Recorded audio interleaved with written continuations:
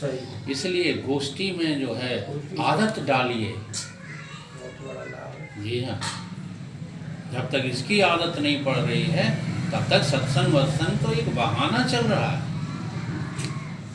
तो यहाँ पर क्या कहा गया कि कर्म हो रहे हैं, होने दो, कर्मों को तुम रोकने वाले कोई नहीं। यही भगवान कह रहे हैं गीता में, ऐसा कोई नहीं है जो कर्म के बिना रह सके। सही। तो इस कर्म में से माइनस लगा दो, माइनस वासना और वासनाएं कामनाएं, एजुकल टू कर्म योग। आ गया समझ में कर्म योग ये ना हो, है? ये ना हो, वासना ना हो पावे। हाँ, अर्थात कर्म करने का जो फल है, कर्मण्डे वाधिकारस्ते मां फलेषु कदाचिन, फल बिल्कुल किंचित भी नहीं आना चाहिए, लेकिन ऐसा बन नहीं पाता। कोई भी कर्म करने चलेंगे तो कर्म करने की प्रेरणा अंदर से होगी। अब वो जो प्रेरणा है उसी का नाम तो फल है। फल ही प्रेरित करता है कर्म करने के लिए। कर्म जड़ है तो फल चेतन है, अपेक्षा से। अपेक्षा। समझ में बात आ रही है? कर्म फल प्रदाता नहीं है। हाँ, फल की प्रेरणा से ही कर्म होते रहते हैं, फल की प्रेरणा से। शिक्षा पहले फल की है। जी हाँ। तो फिर सवाल पैदा होता है कि कैसे निष्काम हुआ जाए। कितना कठिन है निष्काम होना। जैसे एक दृष्टांत है, देखना, कोई आदमी आगे चला जा रहा है, बगल में वो छाता दबाए हुए है, उसका छाता गिर जाता है, तुमने वो छाता उठा करके उसको दे दिया। अब देखना, तुम्हें लग रहा है कि इसमें मेरी कोई कामना नहीं है, ना हम घर से कोई स्कीम बना के चले थे कि कोई आदमी जा रहा होगा तब उसका छाता गिर जाएगा तब हम उठा करके देंगे, ऐसी कोई हमारी योजना तो नहीं थी। लेकिन अचानक घटना घट गई, ठीक है। अब इसमें आपको लगा कि हमने निष्काम कर्म कर दिया, लेकिन श्रीमान जी ये भी कर्म निष्काम कर्म नहीं है। नहीं है। पता है इसमें कामना कहाँ छिपी हुई है?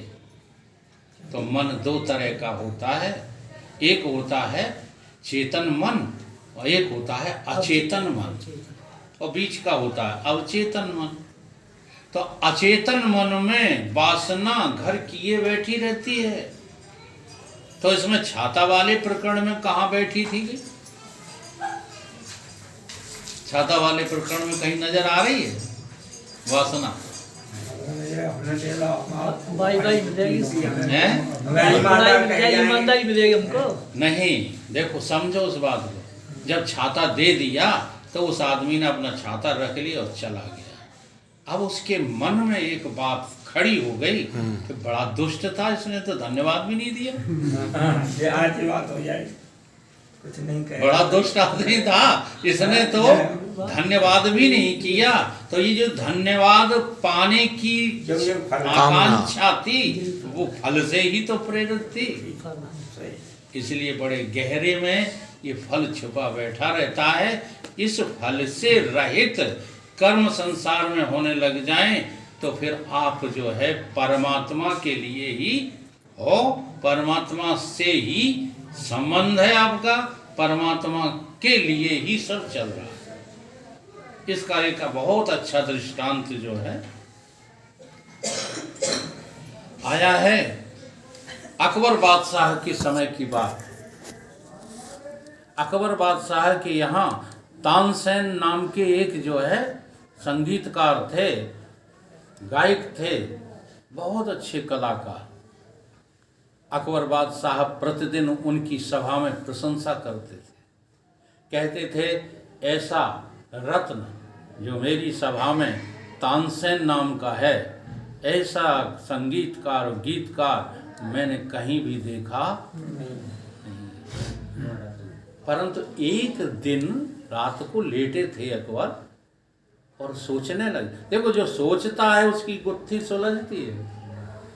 सोचने लगे कि मैं कहता रहता हूँ, जैसे मैं भी कहता रहता हूँ नहीं कि महाराज जी जैसा संत विश्व में मैंने आज तक देखा नहीं। लेकिन हम एक दिन सोचने बैठ गए तो फिर मैंने सोचा कि महाराज जी कहाँ से आ गए, नहीं समझ में बात आई। महाराज जी को ये तत्वबोध कहाँ से मिला, और जहाँ से मिला क्या वो महाराज जी से जो है निकृष्ट थे कि उत्कृष्ट थे? उत्कृष्ट। नहीं आ रही बात समझ? उत्कृष्ट यानी गुरु बाबा। ठीक इसी प्रकार से अकबर ने सोचना शुरू किया तो सोचने लगे कि तानसेन जो है आखिरी आदमी संगीतकार तो है नहीं, इससे पहले या तानसेन ने जहाँ से गाना बजाना सीखा है हाँ वो श्रेष्ठ है। सुबह ही सभा में कहने लगे तानसेन मुझे तुम्हारे गुरु के दर्शन करना है और मुझे तुम्हारे गुरु से बात सुनना है, संगीत गीत सुनना है। तानसेन हाथ जोड़ के खड़ा हो गया, कहने लगा हुजूर वाला हाँ जान बख्शो तो बख्शो चाहे सजा दे दो, गुरु के द्वारा मैं तुम्हें जो है गीत और संगीत नहीं सुनवा सकता। उन्हें क्यों? तुम्हारा गुरु इतना बड़ा आदमी है, उन्हें बड़ा छोटा तो मैं जानता नहीं हूँ, लेकिन वो किसी के कहने से कभी न गाते हैं न बजाते, किसी के कहने से नहीं गाते बजाते। तो कहीं कैसे गाते बजाते हैं कि जब वो अपनी मस्ती में होते हैं। अब मैं आपको वो चीज़ जो है दे रहा हूँ जो अच्छे अच्छे विद्वानों के पास नहीं मिलेगी, निष्काम कैसे हुआ जाता है। जी हाँ, फल से रहित कर्म कैसे होते हैं, इसके लिए ये दृष्टांत जो है मैंने चिंतन में लाया है। तो अकबर ने कहा कि नहीं, मुझे तो आपके गुरु के मुख से जो है गाना बजाना सुनना ही है। तो बोले महाराज वो आपके चाहे जितने बड़े बादशाह बने, वो आपके बुलाने से तो आने वाले हैं नहीं। तो कहीं फिर कौन सा उपाय है कि आपको ही छिप कर के चलना पड़ेगा और फिर ये देखना पड़ेगा कि कब वो अपनी मस्ती में आते हैं, कब गाना शुरू बजाना शुरू करते हैं। किसी के हाँ कहने से वो गाना बजाना नहीं करते। तो कहीं ये भी करूँगा, लेकिन तुम्हारे गुरु का गाना बजाना तो मुझे सुनना है। तो अकबर जो शहंशाह था सारे हिंदुस्तान का, आज तानसेन के साथ जो है चोर बन करके छिपा छिपा जमुना नदी के किनारे, उनके गुरु का नाम था हरिदास महाराज। वो आते थे स्नान करने के बाद, और लोगों ने ये भी कहा था कि स्नान करने के बाद एक बार उन्हें मस्ती चढ़ती है, फिर वो उस मस्ती में गाना शुरू करते हैं। तो अकबर जब छिप छुपा करके, तो रात के 3 बज रहे थे, 3 बजे सारी रात बैठे रहे। देखो जब लगन होती है ना, हाँ जैसी हेती जैसी का है हित हराम से। हाँ हम तो आप लोगों के लिए जो है अनुभूत वाला उदाहरण देंगे। जैसे तुम अपनी सुहाग रात में रात भर जगी, हाँ ऐसे तुम भगवान के लिए जब धन का है, केवल धन धन करते ही रहो, ऐसे भगवान के लिए जगो। और फिर भगवान न मिल जाए तो तुम जहाँ जो है जो दंड देना चाहो सो दे देना, जितना हित हराम से। तो अकबर सारी रात बैठा रहा, चोर बना तानसेन के साथ में। 3 बजे गुरु आए, उन्होंने स्नान किया। अब प्रतीक्षा कर रहे हैं गुरु जी की कि गुरु जी कब गाना शुरू करें, लेकिन जब तक अंतस प्रेरणा नहीं होती है, हाँ जी, तब तक वो गाएं कैसे।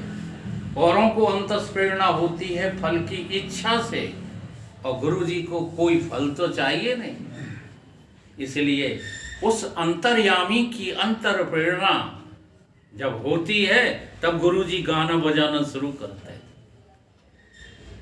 पता है आपको, उस अंतर्यामी की अंतस प्रेरणा से ही मनुष्य मनुष्य दिखता है, पशु पशु दिखते हैं, वृक्ष वृक्ष दिखते हैं। ये किसका स्वभाव है?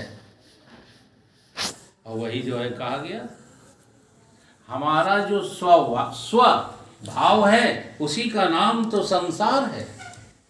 आत्मा और परमात्मा के स्वभाव का नाम ही क्या है? अच्छा, एक मनुष्य को छोड़ करके और बताओ कौन अपने लिए जो है जन्मा है, कौन अपने लिए कर रहा है? ये वृक्ष जो है अपने लिए लगे हैं? सवाल दूसरों का नहीं, बस यही तो तुम्हारी बुद्धि धोखा खा जाती हो रहा है, वो तो प्राकृतिक। तुम्हारी बुद्धि यही धोखा खा जाती है। उन्हें तो भी तो जड़ है, उन्हें तो ये भी पता नहीं है कौन अपना कौन दूसरा। फूल खिल रहे हैं, फल लग रहे हैं, नदियां बह रही हैं, सूरज उग रहे हैं, चंद्रमा चांदनी दे रहा है, किसकी प्रेरणा से?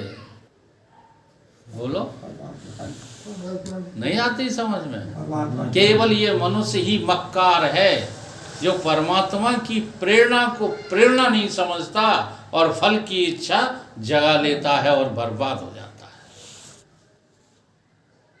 वरना करना क्या है? कछ लेना न देना मगन रहना। कुछ करना धरना है क्या? लेकिन तुम्हारे अंदर से ये करना निकलता ही नहीं। तुम कहते मैं नहीं करूंगा तो आज रोटी कैसे खाएंगे? ये है मनुष्य की समझदारी।